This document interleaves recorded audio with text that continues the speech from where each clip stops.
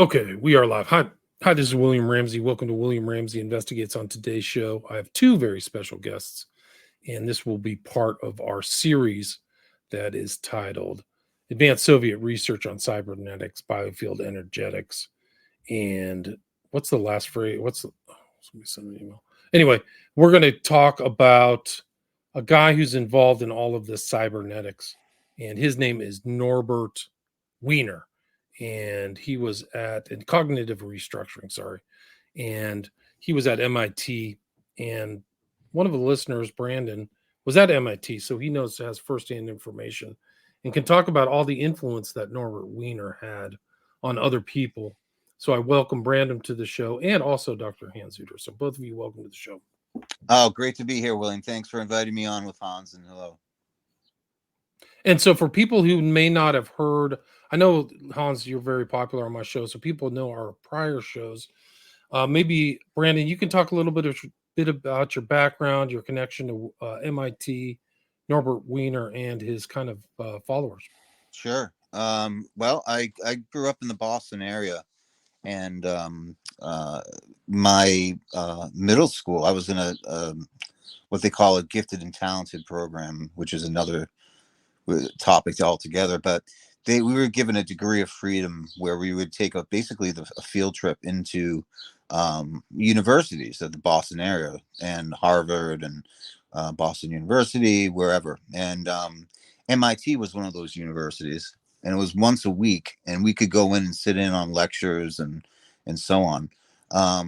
And I happened to sit in on a lecture of a person named Noam Chomsky, who I didn't really know at the time, but treated me as if I had serious questions. And whereas all the other classes were just sort of like, they dismissed me as a child, really, because I was, 12, 13 years old. But I kept on going to these classes and kept up a rapport with Noam Chomsky over the years. Wrote an article with him that was actually published in the Bertrand Russell Society Quarterly, which I can provide for you guys. But it was more tending towards his linguistic work than his politics at that point. But I would just hang out at MIT quite a bit, and there are like these legends at MIT. There are these MIT, like the Hall of Fame of MIT, and you have people like Kurzweil, you have people like Marvin Minsky, and then there was this guy Norbert Wiener, who I just didn't really know who he was at the time, never studied, but his poster, that photo that you're showing right now, would be plastered all over people's office walls and in the hallways and so on and so forth. Jump to in my 20s, I started a graduate program at the Kennedy School of Government, and while I was doing that, I was looking for a place to stay, and a room opened up at this fraternity called TEP, and they had a giant, like $14 million brownstone. The entire thing was theirs. It had something like 40 rooms. So I stayed there for a few months while I was doing my work and research at the Kennedy School. And I found out that a lot of these people, John Updike was the writer I was thinking. There's so many alumni that come from TEP. And I call them the skull and bones of MIT because they are a secret society. A lot of the more powerful technocratic elite come directly from TEP. We're talking people like Ray Kurzweil and, writers like Updike and people like Marvin Minsky and the whole entire MIT Media Lab. These are scientists that are basically charting out the next stages of human evolution and technological evolution.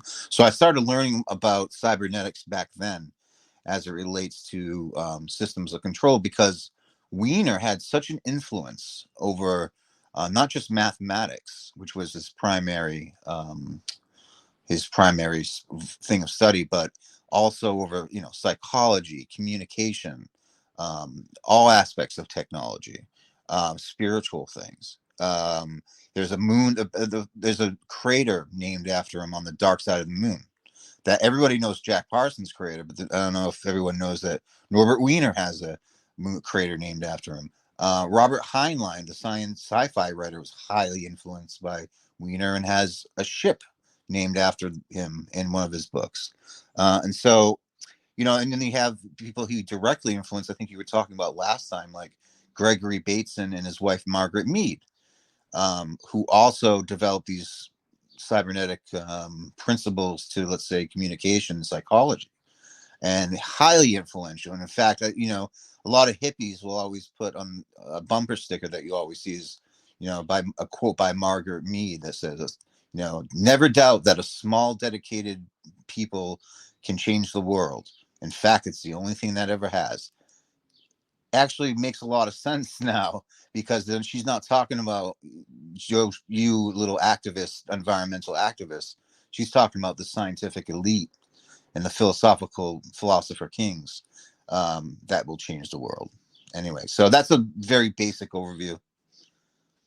Right. It is interesting. In the MIT Media Lab, there's connections to Epstein, Minsky, MIT Media Lab. They had Joey Ito. Yep. Yeah. Yep, absolutely. Yep. So a lot of these people are in the news. Epstein's around, but all these other guys, Kurzweil, Chomsky, I think Pinker was MIT too. Is that right? Steven Pinker, who I also met and corresponded with for quite some time. He was a student of Noam Chomsky's for a while as well. And he went over to Harvard eventually because, they paid him a bunch of money essentially to go over there. But he was actually doing linguistics research and in the same department as Noam Chomsky. So.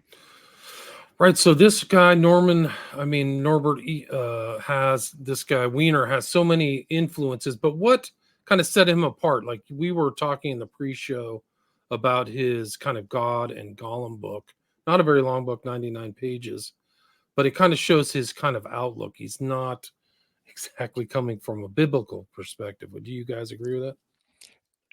Yeah. I'll just do an aside here is that, the cybernetics, it's everything from the counterculture to our current modeling, social system modeling is coming out of cybernetics, even though, of course, cyberspace, right? All this stuff, even the use of binary code. There's so many aspects that tie into that. But so, the Kinsey report and Norbert Wiener's book, which is not exactly, they came out basically at the same time, 1948, and we have cybernetics, or control and communication in the animal and the machine.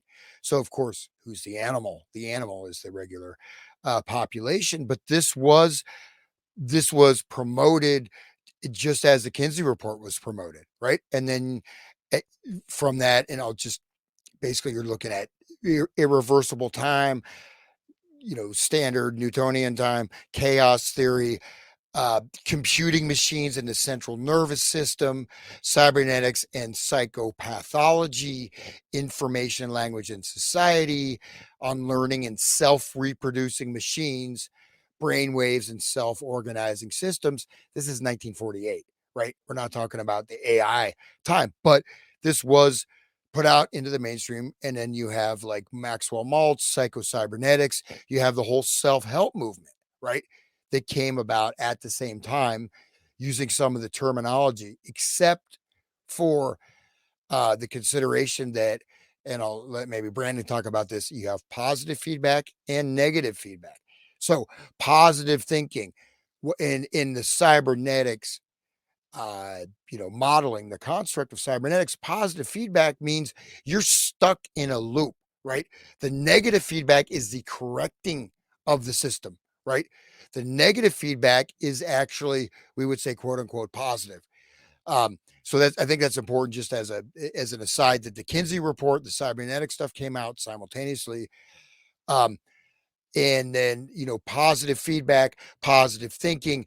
But in the cybernetic system, this positive thinking is creating is like an energy, oscillatory energy field that you're trapped in, basically. And Norbert Wiener, how did he begin? Was guided missile systems, right? So his beginning thing was creating guided missile systems, and governance came from that initial research. So, yeah. Gotcha. So he's there at the very beginning, and you can see here the title of his books or book, Cybernetics, or the Control and Communication in the Animal and the Machine. We're talking in the pre-show this kind of theme of control that permeates from Wiener to the present through kind of the technocratic approach, right? Right. So, Well, notice. I mean, so the animal, and in this sense, also means human being. It means the human being is God and Gollum. So he's saying it directly, right? God and Gollum is that the technocratic elite are God and you're the Gollum, right? In That's this right. case, and it's animal and the machine. In the animal and the machine. So essentially, humanity are there. We are animals to Right. be controlled and to be regulated, and they know best, right? They know best, and in fact, we have within the cybernetic system and or this whole control grid. It's necessary, like the cremation of care ritual at Bohemian Grove, right? To you disassociate, you reduce any feeling of compassion or consideration because these are animals. We are in charge, and this is basically probably 90, I don't know what percentage, 97% of humanity, 95. You have your technocratic functionaries, and but at least 80% of humanity is considered animals that must be governed and regulated in this system. Absolutely. And yeah, you can tell a lot by just their language and how they identify things. Like there's no ethical considerations whatsoever here. Uh, Basically, and this still happens. Like scientists still have to take ethics classes and things like that, but they just keep on doing what they're doing without ethical considerations attached to it. So this is what's going on here. And yeah, he did the guided missile system, which really helped out with the war effort and so on and so forth. But I think what happened after that, because he was basically a pure mathematician, Wiener, was he became entrenched and saw the massive explosion of technology and evolution of technology was going to have and was having in the military industrial complex post World War II, which was huge, and the war economy that drove it. MIT blows up into a giant liberal arts school and technical school. And so Wiener, I think, is really he's speaking for the technocratic elites and the elites that control people. This has always been a problem, for the elites is how do you control your own people? And this is one way of doing it. Now it's coded language. He's applying it, like it says, like, oh, you don't think of animals, you don't think of the golem, you think as people, because I think of people as having individual souls. The soul isn't a consideration here at all, and the void of the soul is what is in consideration here, and what they want to fill that up with is essentially, in my opinion, is demonic evolution. Yeah, You and just to stress that this a lot of these elements and even elements that were there is an incorporation of quote unquote magic, right? You find actual quote unquote magic in some of the physics stuff and some of these other things. So there's a lot of different layers or elements that are going on, but this whole process, if you go back the Elizabethan age, you go into the Renaissance, you go into the alchemists, um, and you go into the mechanization, right? The idea that society, Francis Bacon, or Leviathan, Thomas Hobbes, that there's you look at the structure of a clock, and in fact, the automatons, right? They have these huge, animated robotic things that were done. You can look up some of those. They're really amazing, actually, right? It was all done by hand, like watchmakers, but the whole idea was to regulate and control society in this manner, just like the mechanistic control. So it's kind of it's like almost like the universal dream. At the same time, you have there is almost despising or like even death, right? Do you want to be this immortal, disembodied cyborg? Your brain is uploaded into the AI, so you live forever. It's this fundamental. You go back to the Chaldeans or whatever. You look at this idea that no, we are in charge of this world and universe, and even though we maybe have to do all kinds of human sacrifice to get all this energy that we're pulling out, we're in charge and we're going to decide what's nature and what's man. And in fact, this whole, this Internet of Things, Internet of Bodies, they want to map and model every single living organism into this, not even insects, ants, humans, so this premise, A, it's not new, but B, this provided a much more elegant way to do it. And I'll just throw this out there in a speculative term. Maybe some other forms of technology provided sort of a, whether they're, hidden or things, that have been suppressed, a way to allow these forms of technology to come in under sort of a veil, right? Under the veil of this digital infrastructure system. Um, so really though, this idea of, control, feedback, it is this idea of also, you cannot allow the natural unfolding of life is chaos, right? You want to eliminate that chaos. So you want to create a completely predictable and controlled population in society. And if you maybe want a little bit of variable, for your concubines or your entertainers or something, you can have a few little loopholes. But this is, and it's not just human, because we are connected with the entire life field of the whole universe. So ultimately, you want to control the entire universe, or like just covering up the sun. Bill Gates, right? Stop global warming. Let's block the sun. This is a level of this. You could say insanity or whatever. Maybe it's, maybe they are gods and we're just the animals or the golem. But anyways, Yeah, essentially it's like order out of chaos, right? This is like the ordo ab chaos, order out of chaos, which is cybernetics seeks to do. And with AI, I was talking to William backstage, and I was saying, I think I quoted Herman Schmidt, who was Wiener, and we'll probably get into this, influenced East and West and traditions, and well, by East I mean Soviet and German. So he's very influential.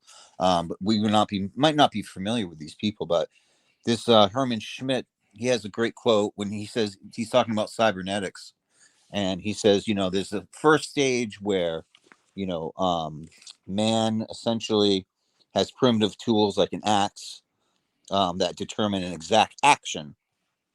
In a second phase, energy is provided, but man still has to control the action by constantly monitoring the state of the machine, as in an automobile, for example.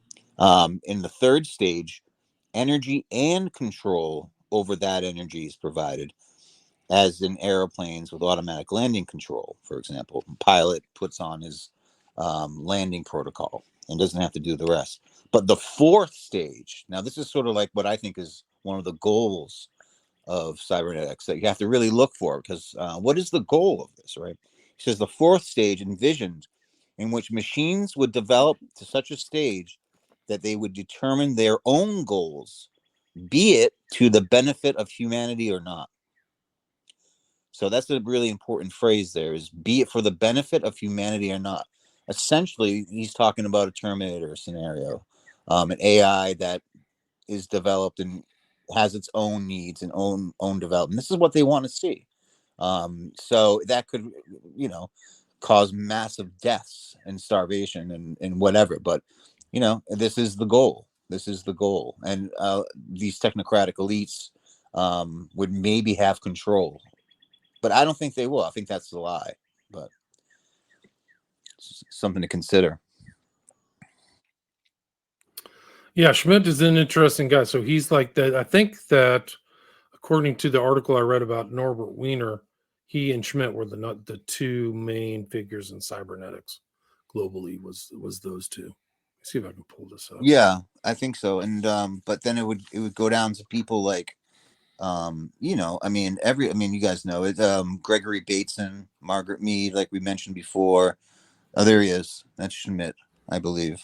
Yeah, that's Schmidt.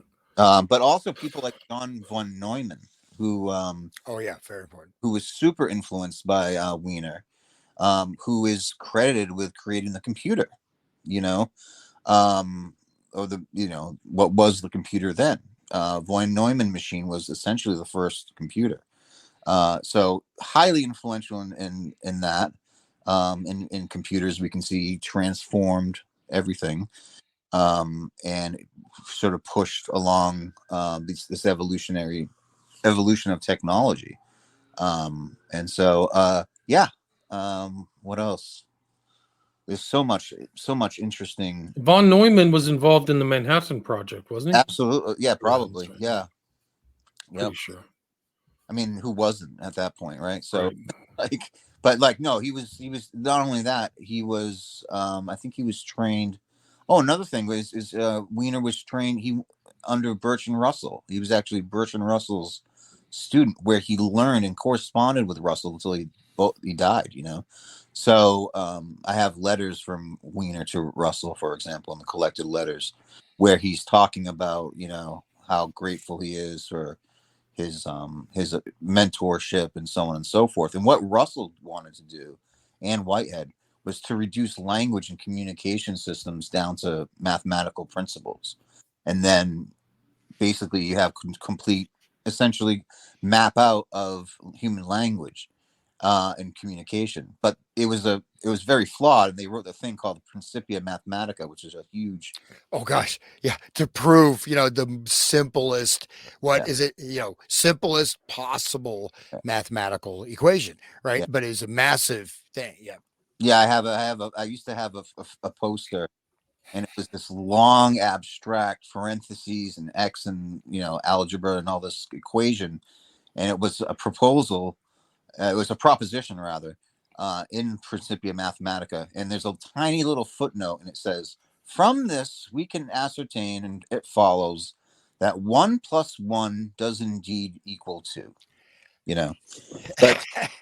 But the point is like that's how deep they went. It was completely flawed. And Ludwig Wittgenstein pointed that out in his Tractatus Philosophicus Logicus, was that, you look at a language like that, you have to have an axiom. There's no getting around that. There's no getting around axioms.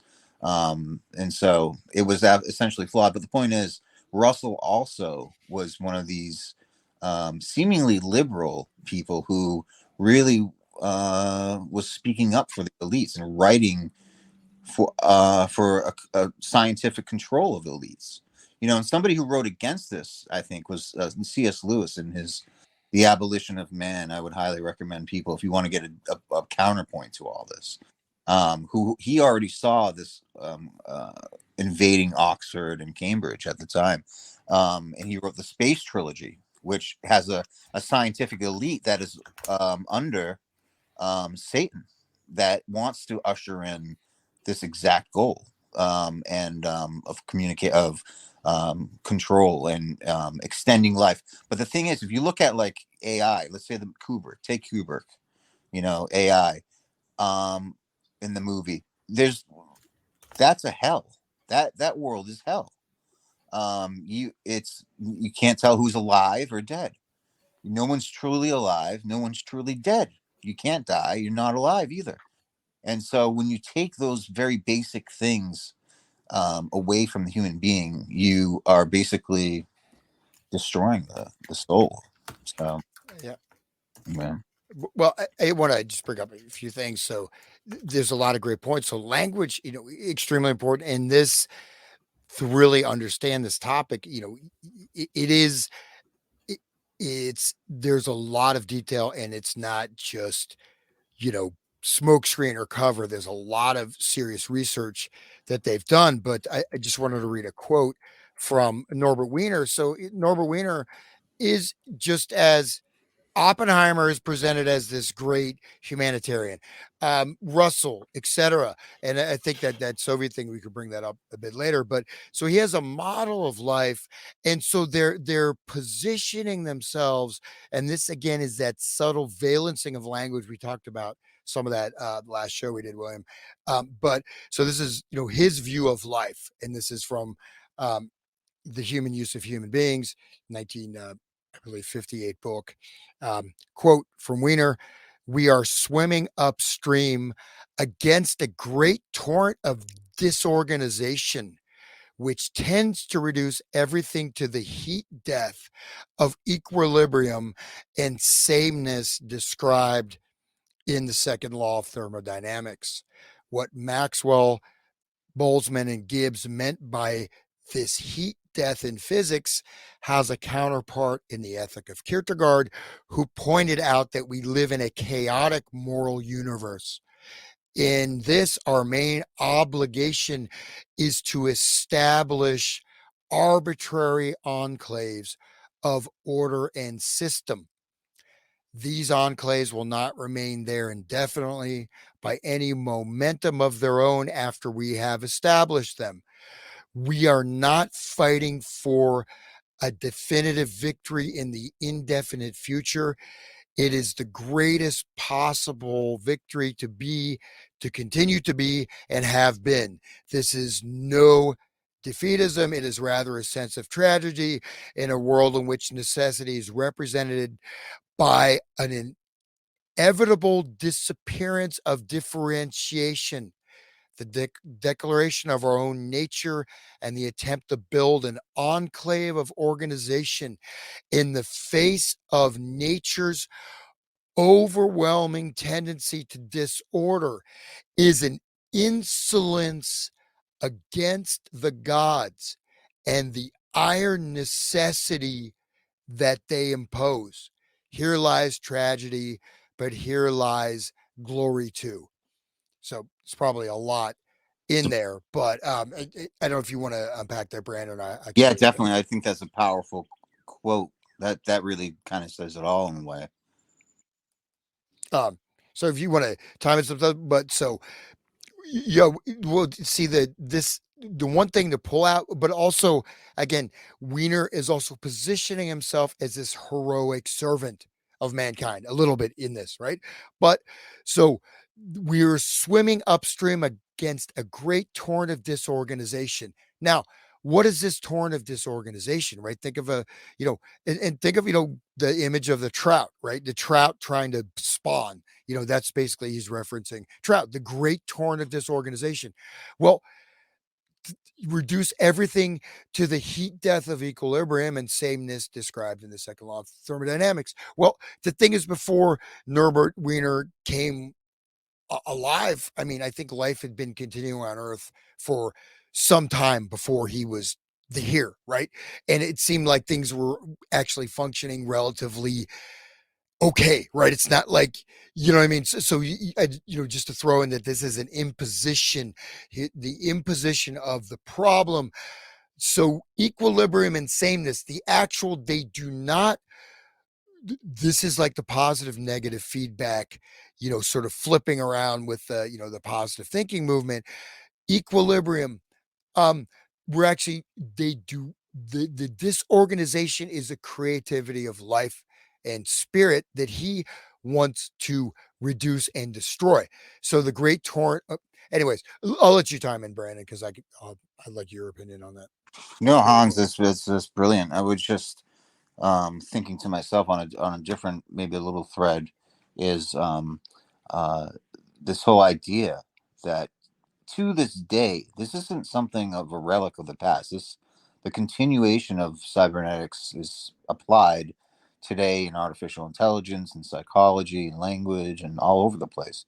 But essentially, it wants control over things, over chaos, and you can't, like you said, nature actually seemed to be doing okay before Norbert Wiener came around, right, and might be doing better. But so it is sort of this prideful hubris,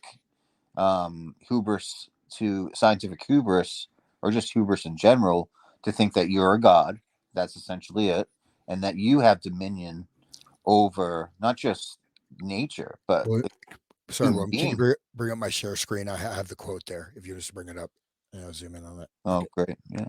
Okay. Let me just do this. Got it. That's it. Yeah. Okay.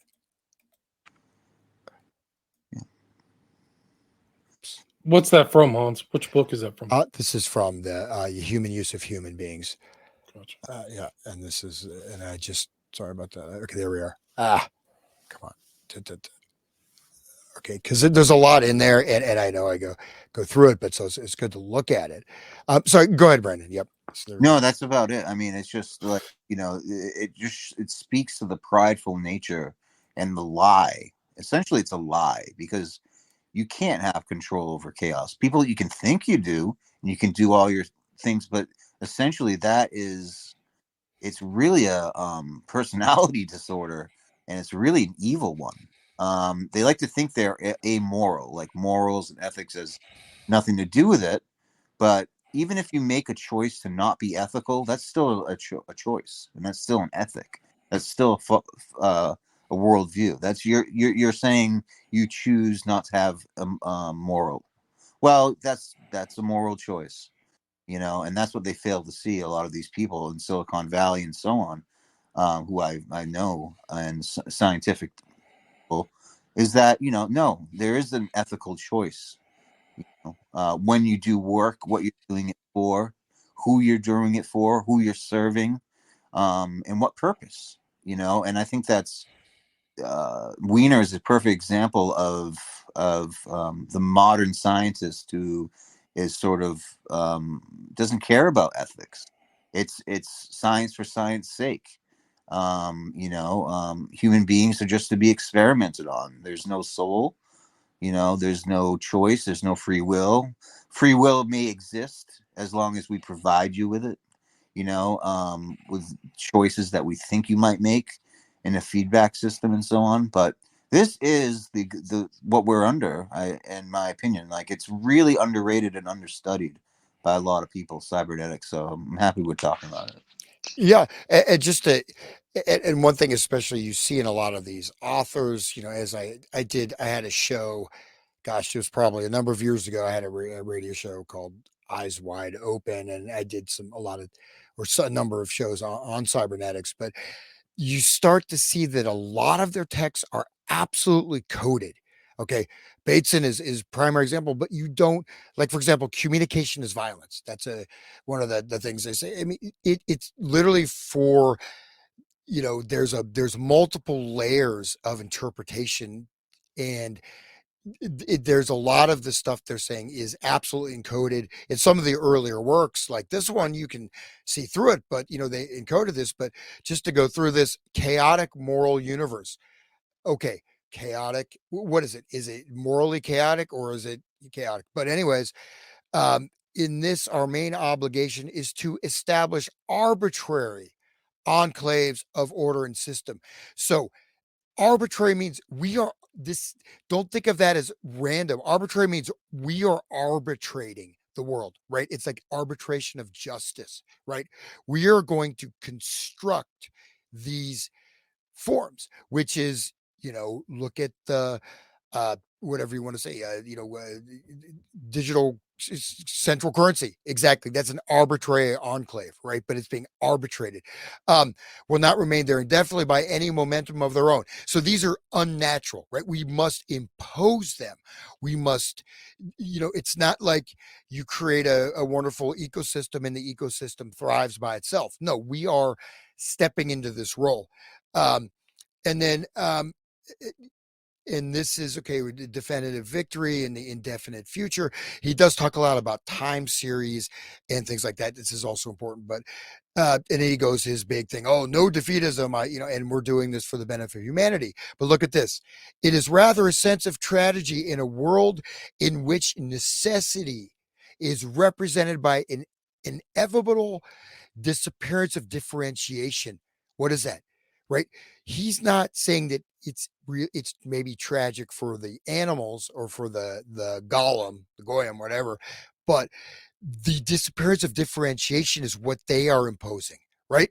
So this is a necessity.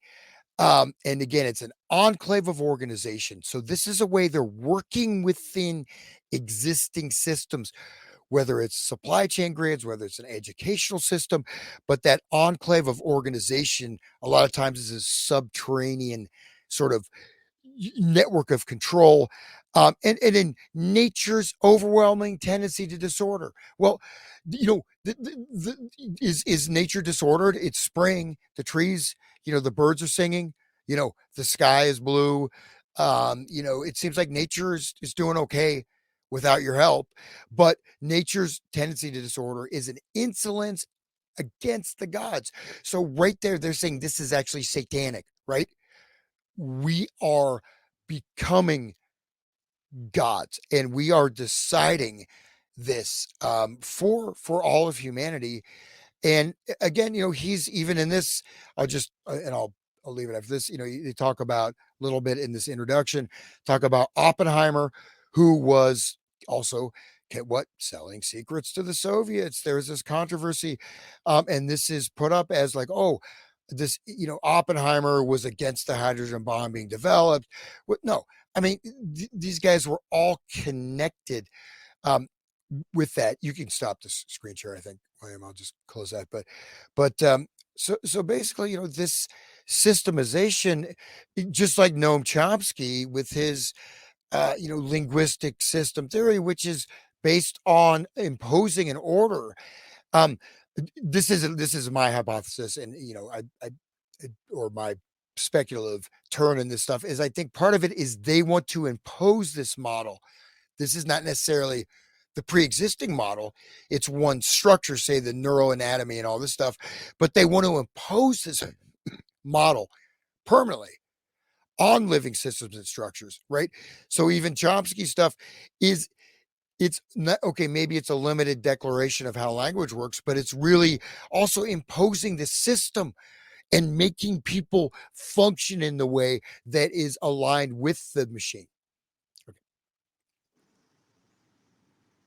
Yeah, absolutely. And you mentioned, I think you mentioned this, but something that we should talk about. Oh, and I see that graph on the screen, the figure, this diagram. If people can see this, I'd like to. This is basically a mapping of the brain, the central nervous system, the heart, and the lungs into, a proto cybernetic theory. This is from, I think people would be surprised, 1879. I found this diagram to be from 1879. So imagine the leaps and bounds that we've made in controlling the human body and nervous system since then, and the mind. But I wanted to go back to what you said, Hans, about what he says about the gods. Norbert Wiener says about the gods. Would you agree that this is almost like a Promethean point of view where it's like Prometheus stole knowledge from the gods to give it to humanity, right? And so like in that sense, you see like that a lot of the elites is essentially worship Prometheus. You see him outside of Rockefeller Center, for example, right? He's associated with the Lucifer, or that kind of satanic concept, is whatever you want to call it. And so I think it goes back to those origins. But also another point I wanted to say is that economics is a huge part of cybernetics as well.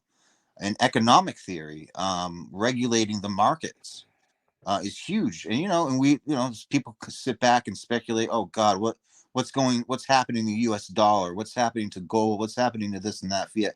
Well, if you look at cybernetic theory, this might explain a lot about it.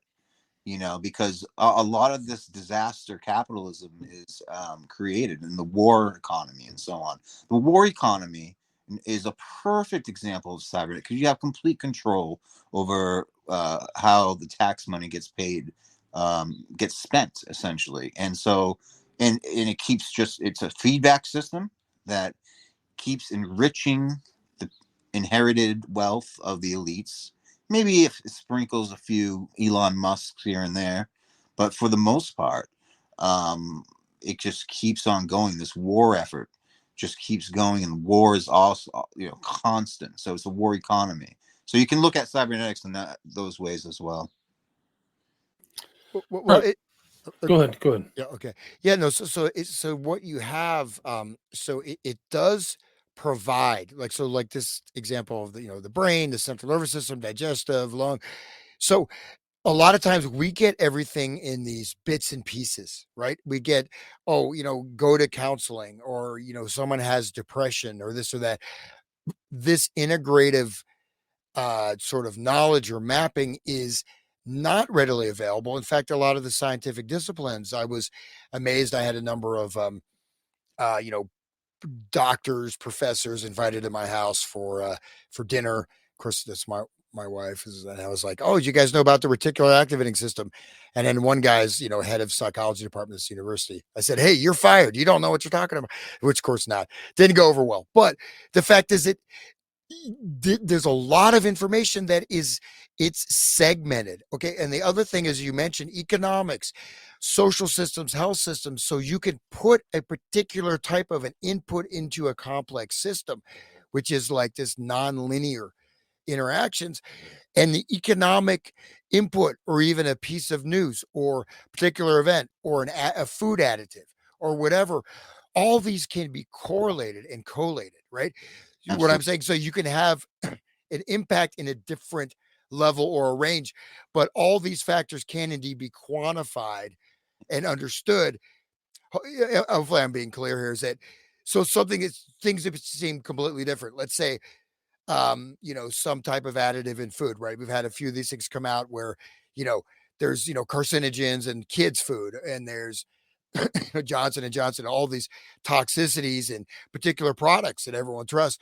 Then you look at economic system movements. Well, these can be correlated, or even changing these evaluations, let market fluctuations. That's going to trickle down, affect so many different layers of human interaction, right?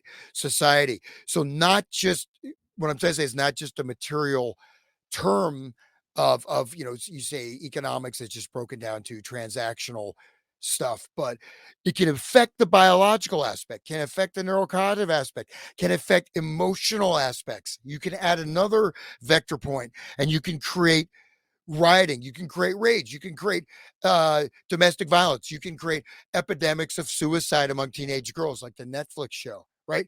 But it wasn't just that show. That show took place in an environment where you have would seem to be non um they're like different variables, right? They're different systems, but yet they can all interact within sort of this global modeling.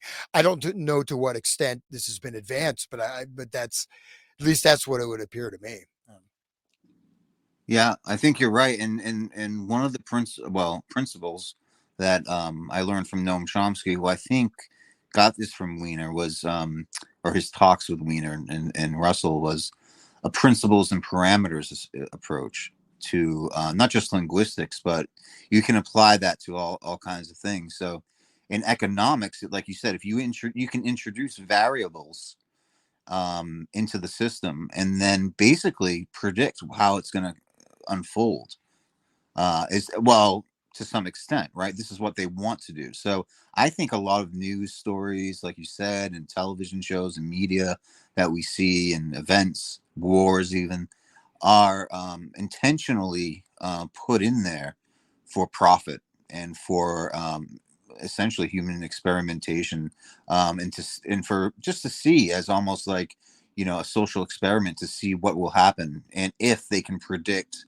human behavior on a massive scale like that. And I think that's what they essentially would like to do. But there are variables that they can't predict, like grace, in my opinion, and things like that. But yeah, absolutely.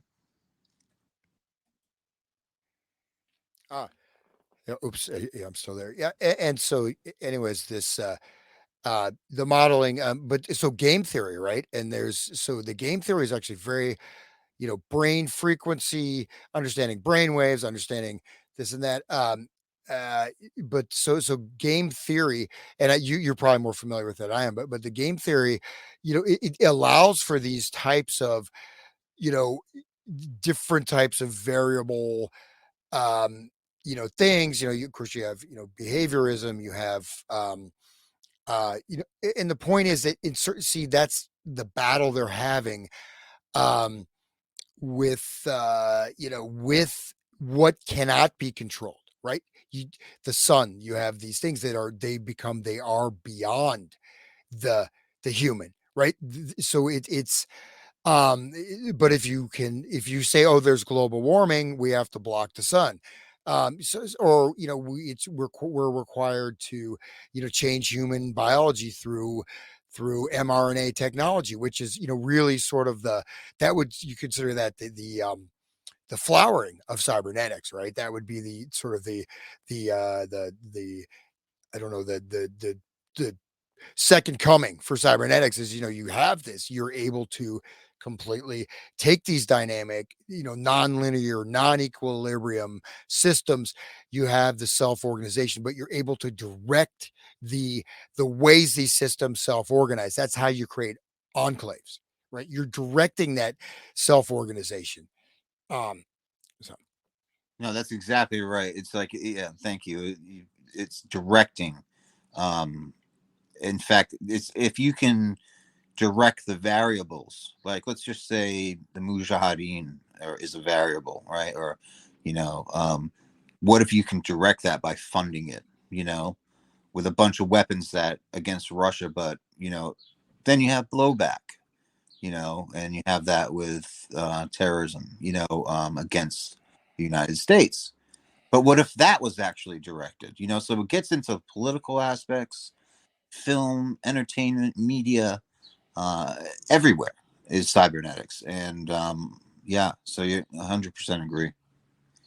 Maybe you can talk about the Macy conferences and how they had a cybernetic seance, Mr. Hans. yeah, um, well that I have a video of that downloaded somewhere, but there's a picture. Well, if I locate it, but there's a picture, and there is, I mean, literally, it is a seance. So they're doing this, occult ritual. They're all there, including Wiener and Mead and Bateson and Minsky and all of them, all like the main people. And so this seance, whatever that was leaked. I mean, it's about 35-minute recording, which again, it's not coming up on any search engine I I use. found it. Let me see. You found it. Okay. Yeah, let So me see if this is it. Let me see if I can okay. pull it up. Does that look like it to you? I'm pretty Yes, sure that's that's Margaret it. That's Mead. it. That's it. Yep. Yep. Yep. That is Please, amazing. Yeah, that's it. Yep. Wow, please look at continue. incredible. Yeah. So um it shows that there is this hidden occultic aspect, right? This hidden alchemical aspect. There is, especially the language, right? You can look at, say, Kabbalistic systems, and all this stuff. So so that's, there's a lot of that in there. So okay, well, I'm glad that that's still there. If you want to maybe Who can spot Norbert Wiener? First one to get the gold star. Second to the left at the There end. you go. Yeah. Yep. Yeah. I think that's him to the right. I think that's Von Neumann right there, who you mentioned earlier, right? Yes. Computer, Los Alamos, Manhattan Project. Right. Incredible. These are just, I mean, these pictures are real. This isn't like Photoshopped, huh? This is No, off the charts. you know, And they're in a circle, so it's deceptive the way it's laid out. So it's really just you're seeing a half circle of both sides, right? Yeah, you're not seeing the other part. Now I wonder if there are 9 people there. could you read? Could you zoom in, because it says everyone there in the picture? If you zoom Yeah, in, let me see if I can get this to come in. There's a video too, but I can read this. This is Cybernetic Seance, just like you said, New York City, 1947. Left to right, Raphael Lorente Dino, neurophysiologist, Margaret Mead, anthropologist, Kurt Lewin, Kurt psychologist, Lewin. Oh my God, that's a very important person. Okay, we're good. Yeah, go ahead. Warren S. McCulloch, psychiatrist, Paul F. Lazarsfeld, sociologist, Uh-huh. Arturo Rosenbluth, physiologist, and Gregory Bateson, anthropologist.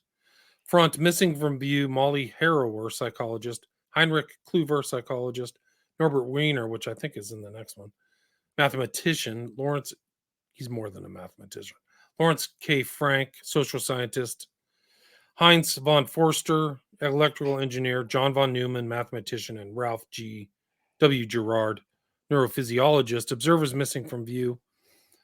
Frank Fremont Smith, medical director of the Macy Foundation. Julian Bigelow, computer engineer. Walter Pitts, mathematician. Georgia Evelyn Hutchinson, ecologist. Leonard J. Savage, mathematician. Henry Brosen, psychiatrist. Theodore Schnierle, comparative psychologist. Hans Lucas Teuber, psychologist. Gerhard von Bonin, neuroanatomist. Lawrence S. Kuby, psychiatrist. Filmer Northrop, philosopher. Alex Bevelis, social psychologist. And Donald Marquis, psychologist. So that's all. I That's think a this lot. is it. I'm almost positive that's Norbert Wiener right there on the right. Yeah. So, is there a video attached to that? Yeah, let me see if I can Yeah. get this to play. So it looks like it's a slightly smaller version, but at least something is there. So yeah, it's an audio recording, so it just has a picture. Let me see if I can download and re-upload that audio Yeah. recording. Let me see if I can do that. That's incredible. I've never actually, I've heard of this, but I've never seen this, and I think this is ground. Thank you. Wow. Yeah, incredible. Do you want to continue, Hans? I'll let Brandon talk. It's fine. Okay. Well, I think like this shows that this is a religion to these people in a way.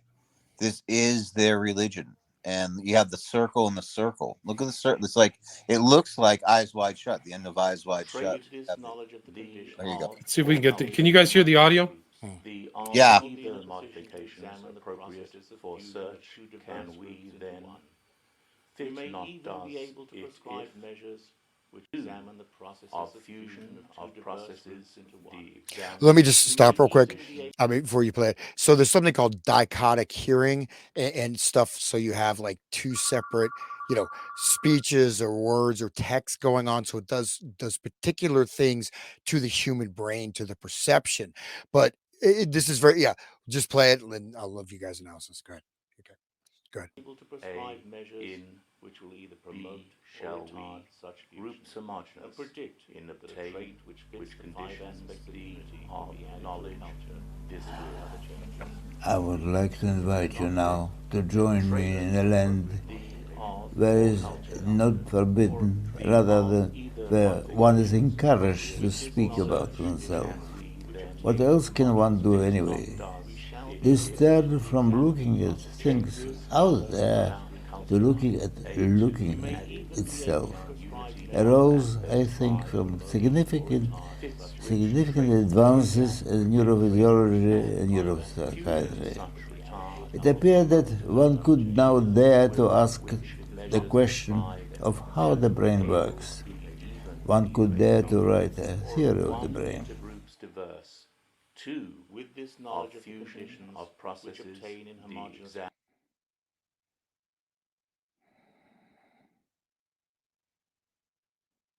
His sound cut off. Sorry, I had it muted. The voices in the video are not the voices of the Macy Conference attendees. They are readings from original writings by Macy Conference attendees Gregory Bates and Margaret Mead, Kurt Lewin, and Heinz von Forster. Readings are by Susan Hiller, David Coxhead, Maximilian Treister. There's a PDF too. Let's see. Okay, so I don't know if that original video may be gone, but anyways, yep, there it is. Like I said, it exists. Some of these things, disappear, but you go back to like God, this becomes more, of course, cerebral inhibition, right? Cerebral inhibition conference. That was the first, pre-Macy conference. That was cerebral inhibition is what? It's hypnosis. So even like hypnosis, people do not understand what hypnosis really is, right? We have a sort of but cerebral inhibition. You could also say inhibition of executive functioning, and for example, in God and Gollum, some points where cybernetics impinges on religion. He talked, one of the big problems is that, we won't need, unemployment because everything will be automated. Well, that hasn't happened that much, but there's a lot. This is a great example of this encoding, of the stuff, like you have to, there's a mainstream sort of, narrative, or you call mainstream, but this guy is, really he's such a humanitarian, Mr. Wiener. But in a sense, in this book, he's saying clearly that they are um, superseding the Godhead. They are becoming the Godhead. They are imposing it. It is a struggle against the natural order, in the guise of, creating a better society. And this sort of scientific modeling, look at, the communism.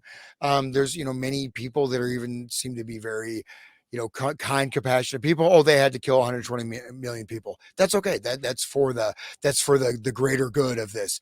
So this, um, uh, just like, for example, just like from God and Gollum, he says, quote, "Squeamishness is out of place here. It is even a blasphemy, like the bedside manner of the fashionable physician of the last century, with his black frock coat and surgical needles hiding under the silk lapel of his coat." So it also is like what. So I think there's some even more encoding sort of cybernetic language usage. But he's talking about, corpse. He's like, you can't be squeamish. We have to do what needs to be done. And this means killing off 90% of humanity. Well, that's great, because that's what we have to do. And we are, we're, in a sense, we are, ascended, beyond we have become, in a sense, we are now, the programmers of the world. We are now replacing the outmoded nature of God, right? Um, the spirit in which this, another, just a little back from the quote, the spirit in which it is to be undertaken is that of the operating room, not of the ceremonial feast of weeping about a corpse. So you may not be aware, especially like in Russia or in some other countries, they hire professional mourners that come in and just weep, about, a dead corpse. But this is the operating table. This is all of society, everything, life, this is how you can kill however many million people with experimental technologies and absolutely justify it. And there's not even and in fact, if you arrest somebody who says something outside the system. So anyway. Yeah, absolutely. I just would like to make the, when you said corpse, it reminded me, and you look at the title, that's God, Gollum Incorporated. Uh, Corporations are also, in a sense, a golem, right? They're also, they're not animate objects, right? They're not like, it's like giving my pen the right for personhood. So corporations have the rights of free speech, of personhoods, everything that a person has through Ford v. Dodge in the Supreme Court, and I can get into that. But that's where under the 18th Amendment, um, all the Bill of Rights apply to corporations. Okay.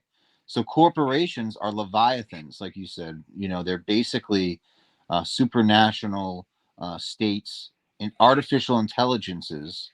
So they're almost like a cybernetic dream at this point, right? So you have the corporations and the corporates. So all of law is even under this premise, that corporations don't die, right? They live forever, essentially. There's no way of killing them. They are just out there, but they have rights, just like you and I have, except they're not actual human beings, right? So Right. But the law calls them a person. It was that court case in the late 19th century that the corporations considered a person. Yeah, it's crazy. yeah, and not only what I forget the actual case, but using that case, the Dodge brothers sued Henry Ford, because they said, under that law, a corporation, since we're shareholders in the Ford Corporation, you can't pay your workers $6 a day or whatever. it was scandalous that Henry Ford would pay a lot of money for his manufacturers, and they didn't like that because it cut into their profits, their control. And the Dodge brothers sued, went to the Supreme Court. Supreme Court decided for the Dodge brothers, who ended up making Dodge. But they said, and this is corporate law to this day, and I'm sure William can back me up on this, is that a corporation only has a duty to its shareholders. Okay. And if you violate that, you can be sued. And it's constitutional. This went to the Supreme Court, so it's the law of the land. So this is very scary. This is giving essentially invisible artificial intelligences vast control, and even control that maybe approaching that fourth stage where the machines actually make decisions for themselves regardless of humanity. So Yeah, it's remarkable. And I think one of the guys who wrote that opinion was like a skull and bonesman too. So like it's a way for these people to protect their money, right? A corporation, you don't pass through responsibility, and the corporation just goes bankrupt. You don't get any liability, right? Liability total, 100% liability protection. yeah, So that's probably the thing about cybernetics, is that this control, this kind of effect on some kind of other entity, absolves the individual of that responsibility or liability, right, right? Because you have exactly. something else doing it, a computer, a robot, right? Or your Cybernetics is golem. robotics, right? The golem becomes God, right? I think Right, you maybe touched on that.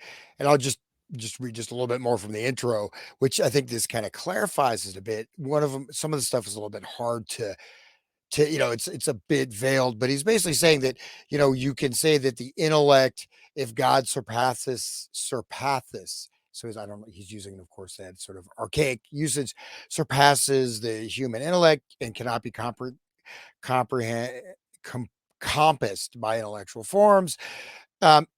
So it's basically saying that in a very roundabout way that in a sense they're superseding or taking on the function of the religion of God. And let me just go to this last little part of this.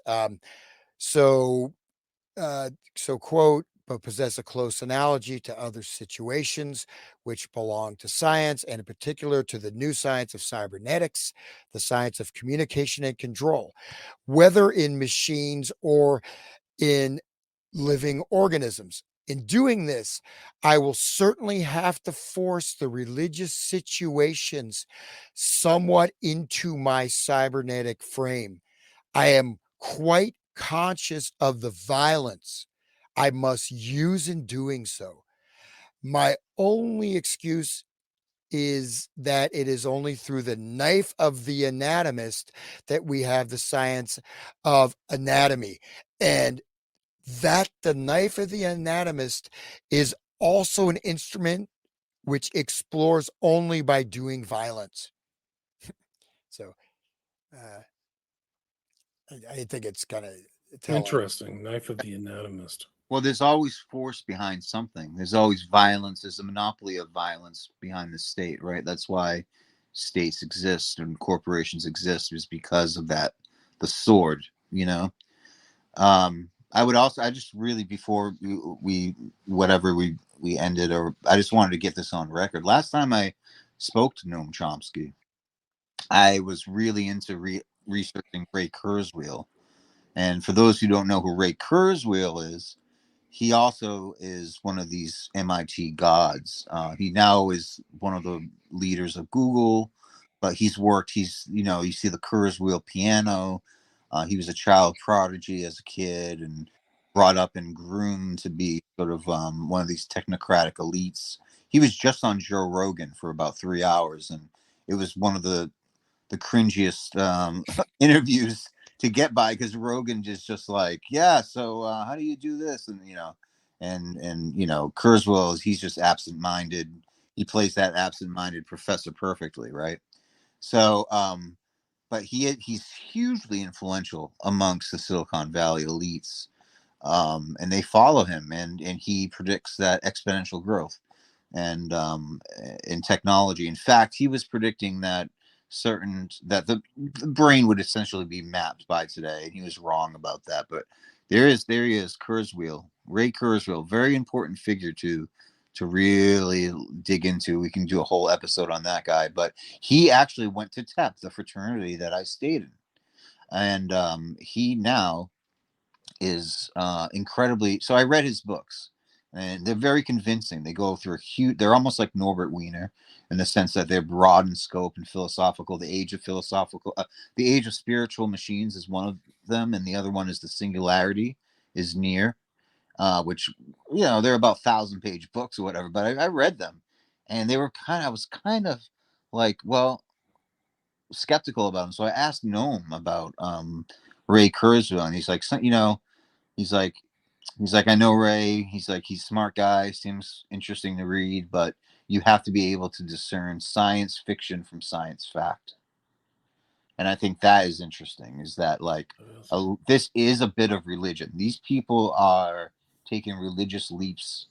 I mean, the impulse of religion is there for the people. They're not agnostic. They are not atheists. Their God is science. Their God is science. And when that happens and you're devoid of an ethic and a moral, well, who is that God really? Is it Quranzan? Is it a lot of people say, there's a person I listened to recently that says they want to create that living hell on earth, where it's you live forever but you're not really alive, and so on and so forth. So I believe that there are spiritual entities directing this development and evolution of technology, and these are the people behind it. Yeah. It's crazy. So maybe I know we gotta wind down here soon. If you want to just, I've got about 20 minutes, so I don't know how Yeah. much time you guys have or Sure. energy, but yeah, we could kind of just, if you throw up the share screen here. So this is, again, this is from the, whatever, the early 50s. But let's see, is that the right Gibbs? I think this is the wrong page entropy. Okay, this is the wrong. Why is it showing the wrong? Oh, let me change my share just a second here. Okay, just a moment. I'm going to reshare. I just want to say that. So this, just to clarify, so so the anatomist knife. I mean, this is, is, this anatomist knife is the in order to understand human social function, you have to disrupt societies, you have to you have to create all of these things. They're saying absolutely we have to do that. So it's just a little bit, little bit here. He talks a lot about game theory. Game theory is really fundamental to this, but he's talking about, theory of evolution, molecular. So it has been thought that this process is strictly analogous to that by which a molecule of a virus, a sort of molecular parasite of a host, can draw together from the tissues of the host, which acts as a nutrient medium, other molecules of the same virus. It is by this act of molecular multiplication, whether of gene or of virus, which seems to represent a late stage of the analysis of the vast and complex process of reproduction. So, I'm not going to go back further, but he's talking about, different, evolutionary theories, phylogenetic, but he's saying basically, so this is read the next paragraph. It's incredible. Man makes man in his own image. Man makes man in his own image. This seems to be the echo or the prototype of the act of creation by which God is supposed to have made man in his image. Can something similar occur in the less complicated and perhaps more understandable case of the non-living systems we call machines? What is the image of a machine? Can this image, as embodied in one machine, bring a machine of a general sort, not yet committed to a particular specific identity, to reproduce the original machine either absolutely or under some change that may be constructed as a variation? Can the new and varied machine itself act as an archetype, even as to its own departure from its own archetypal pattern? So he's basically saying human beings are viruses, right? We evolve, we are he's talking about, human he's basically equating human biology to that of a virus, right? It's a little dense, but okay, okay, so this is human reproduction, genetic, whatever. So the molecule of a virus, the sort of so the molecule of a virus, a sort of molecular parasite of a host, can draw together from the tissues of the host and act as a nutrient medium other molecules of the same virus. He's talking about the womb of a female woman that's holds a infant, and it's like a parasite, right? The new human life. But within this is unpacking. Maybe Brandon, you can pull this out. Just see what he's talking about here is that we're going to use this process to create self-reproducing machines. Right. Yeah, that's exactly what he's saying. But on the line of God, right? He's comparing it to the Godhead, like he's creating this being, right? In the image of God.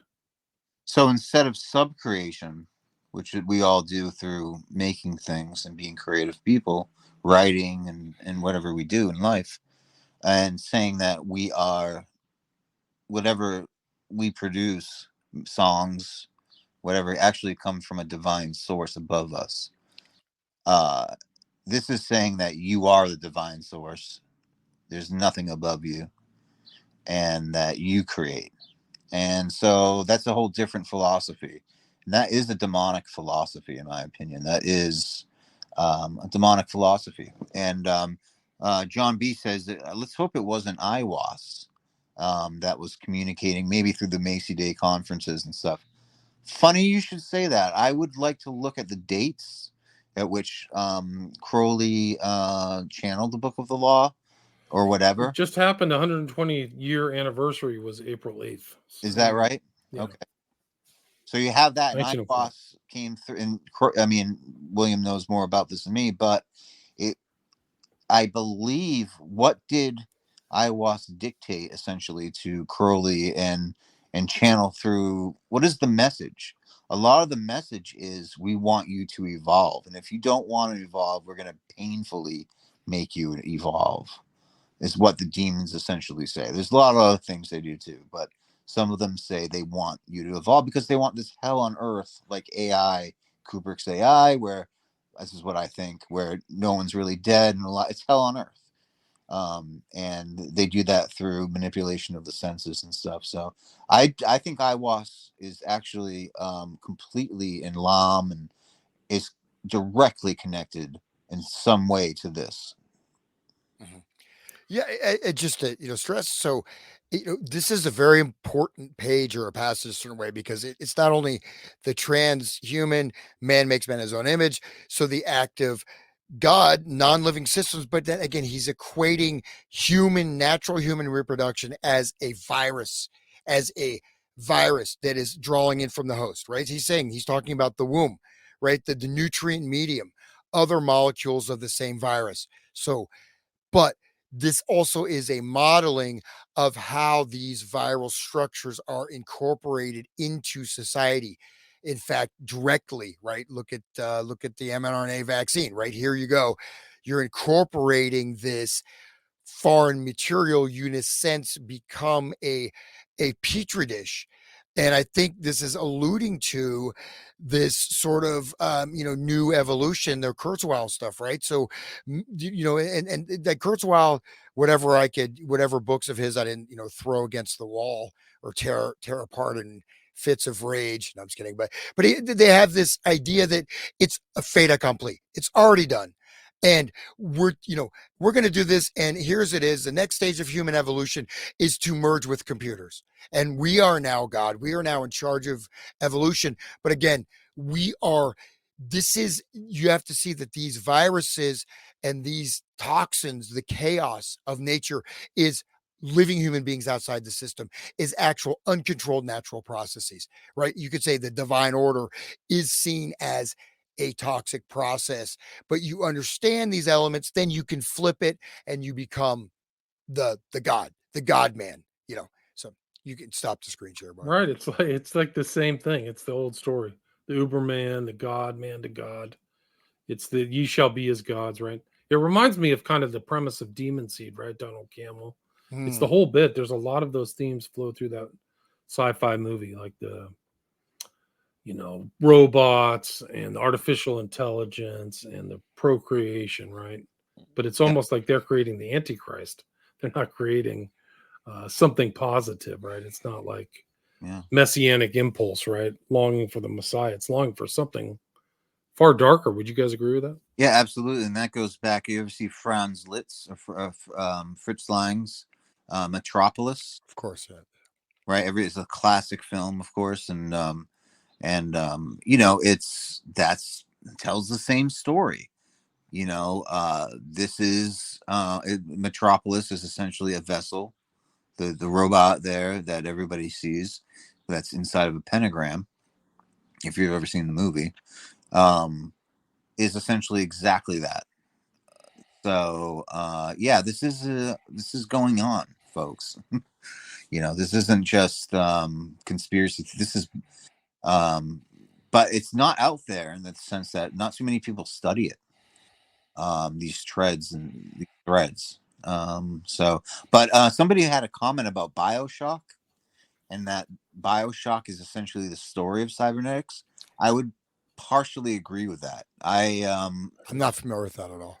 Amazing. It's a video game, right? It is a video game, but you don't even have to play it. You can just watch it almost as a movie, and it's a trilogy, but it has to do with control, and it's about a system, like almost it's like a science fiction book where like there's a utopia that the scientific elite mimic gods and Christianity and everything way above the level of earth and the skies, and it's amazing. But my cousin Stephanie actually did a voice on Bioshock. She's actually one of the characters in Bioshock. She does Interesting. voices for Disney and stuff like that. But anyway, Bioshock, I do believe it's really profound. If you stick with it, it's like the founder wanted this utopia. Unfortunately, utopia means to Thomas More in Latin, it means nowhere, because that it's a fable. There's no such thing as a utopia, so that's not ever going to exist. But it doesn't stop people from trying to create it. And when you create it, it's basically a tyranny, and this is what that Bioshock, I think, shows. So great comment. Thank you. Yeah, do you guys have any questions for the guest? Anybody want to add anything or any questions before we wrap it up? Yeah, let me just read one last little quote if you want Yeah, please do. to share. And then Can you bring it back up? I'll put yes, it on the yes, I screen. will do that. Present share screen. You don't have to, but people can kind of read along. Yeah, it's good just to have it there. So it's okay. Here we go. And so I'll just read this one quote. For the idea that God's supposed creation of man and animal, right? So notice he's always putting this supposed, right? So with that, so God's supposed creation of man and the animals, the begetting of living beings according to their kind, and the possible reproduction of machines are all part of the same order of phenomena is emotionally disturbing, right? So it's emotionally disturbing to accept that. Oh, wow. Okay. Anyways, go ahead. Just as Darwin's speculations on evolution and the descent of man were disturbing. If it is an offense against our self pride to be compared to an ape, we have now got pretty well over it. And it is even a greater offense to be compared to a machine. To each suggestion in its own age, there attaches something of the reprobation that attached in earlier ages to the sin of sorcery. So he's right. Yeah. Okay. So I thought that was kind of, again, you got to kind of dig into this, but you can see what he is saying there.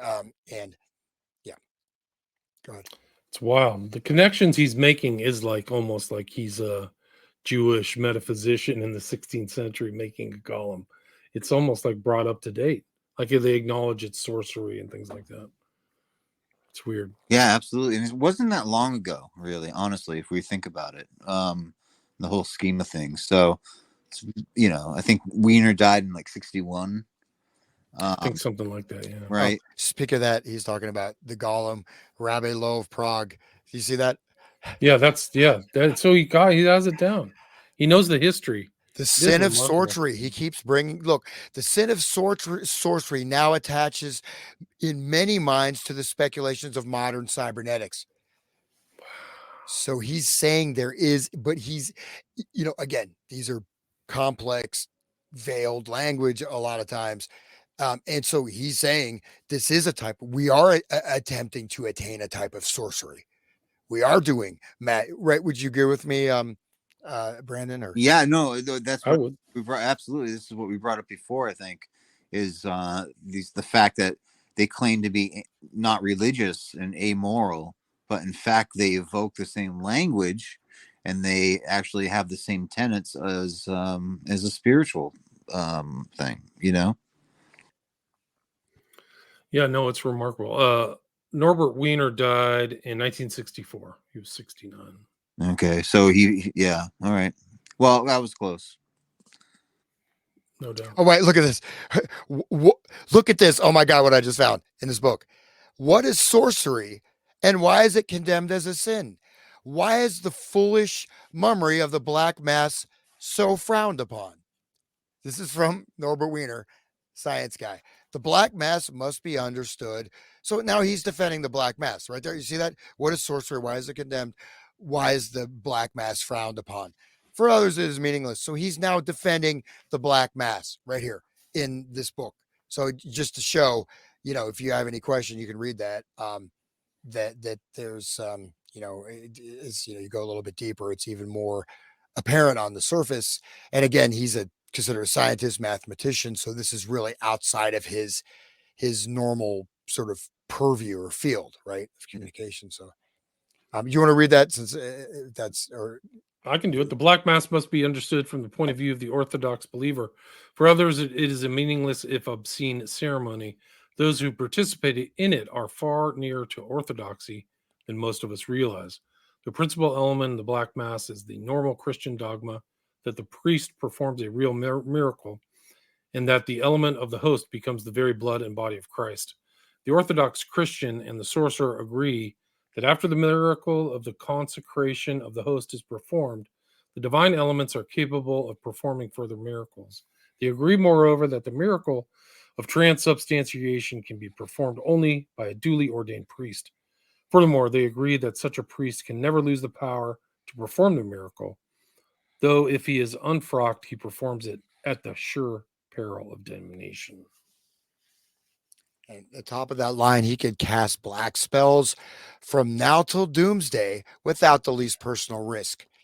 So, anyways, I think there's different levels, but divine elements, that's alchemical stuff he's bringing up. And so, yeah, I just find that to be quite interesting and sort of kind of relevatory that he's not holding back. I mean, and this is kind of a pretty, this is again science guy. Look what he's saying, right? And Right. read Right. behind It's the not lines. like detached scientism. It's actually philosophizing, or he's philosophizing. It's something else. But But yeah, but so he's saying that we are doing black magic. This is what they're doing with cybernetics, right? He's gone through this, but he leads you to it. Like, he talks about how they would wear the blood-soaked, garb of those being executed at the Inquisition, but you're just afraid of it, just like Darwin said, you're from an ape. Well, now you're a machine. But he's saying that in a sense, the consecration of the host, we're going to take what he's saying here is the natural life processes, say of genetics, of evolution, of nature, whatever they are. We're going to take those and we're going to subvert them into our reworking, into our sorcerers,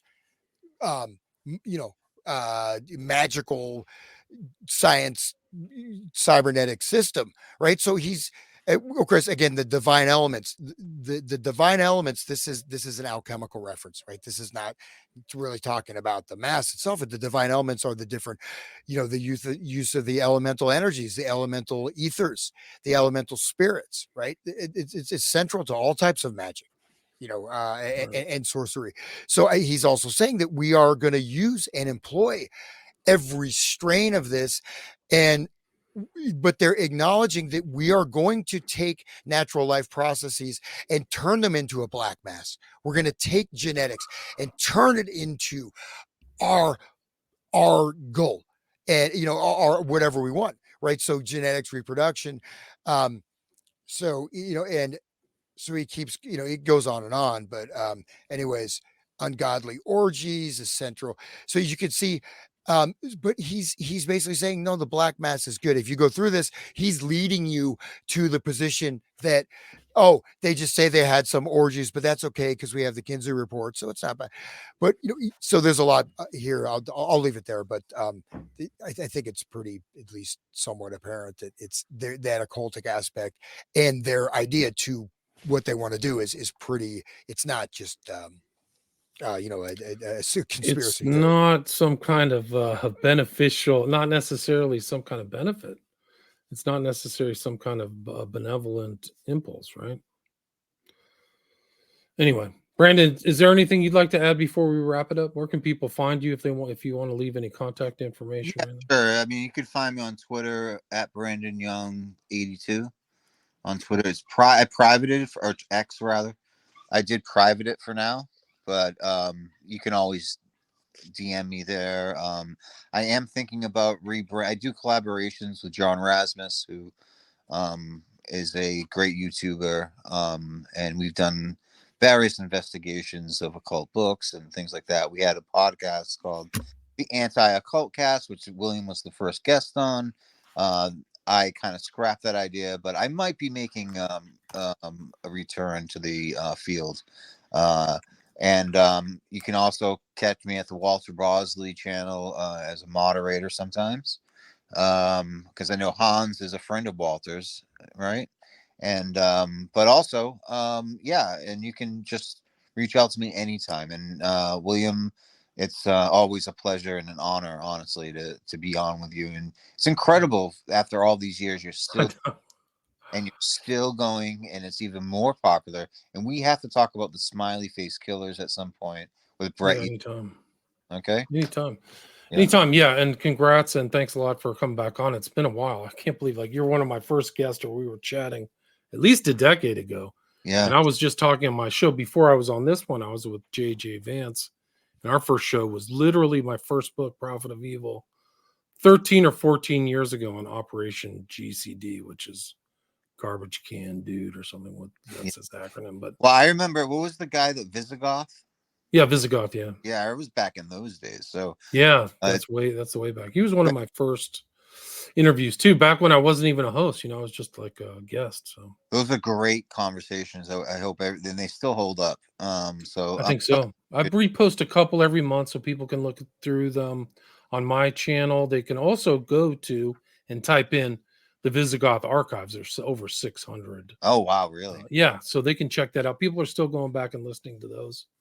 But yeah, there's a lot of information, and it's interesting to see people who've kind of been in the game of the alternate media for a long time. Because if you go back and look at the Visigoth archives, you see some of the names. Unfortunately, some people have passed away, but some of the early kind of guys in the alternate media are on there. So it's kind of interesting to see them.